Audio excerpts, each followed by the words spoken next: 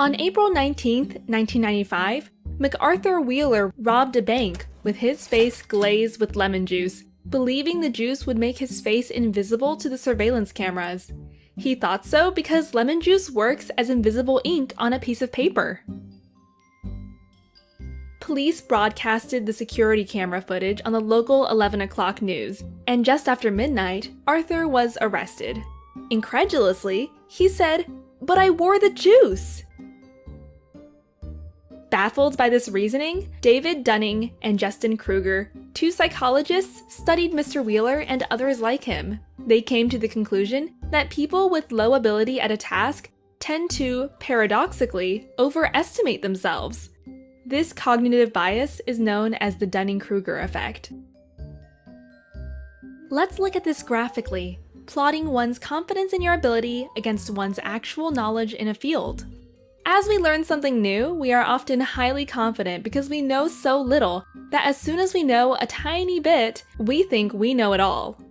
Those who stop learning here maintain a false sense of mastery. Those who continue learning realize things are more complex and often lose motivation. And the more they increase their knowledge, the lower their confidence becomes.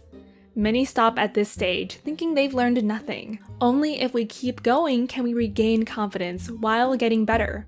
And at the end, we will be full of knowledge and almost as confident in our ability as right after we started. In other words, if a simpleton, a good student, and a wise teacher were to have a public debate, this is how things could go down. The simpleton knows just a little bit, but is very confident and voices his opinions loud and without hesitations.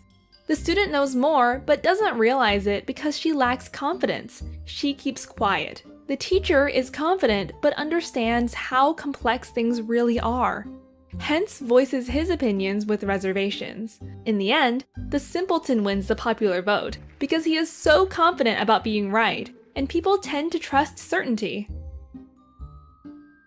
Research from North America, Europe, and Japan suggests that culture plays a big role.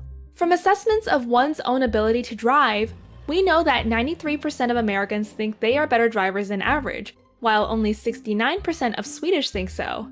In Japan, on the other hand, people in general tend to underestimate their abilities as a strategy to see their underachievement as an opportunity to improve.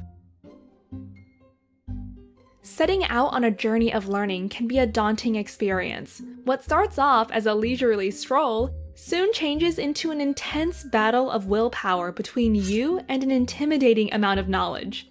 Do not give up. The longer you fight, the more power you gain, up until the point you win.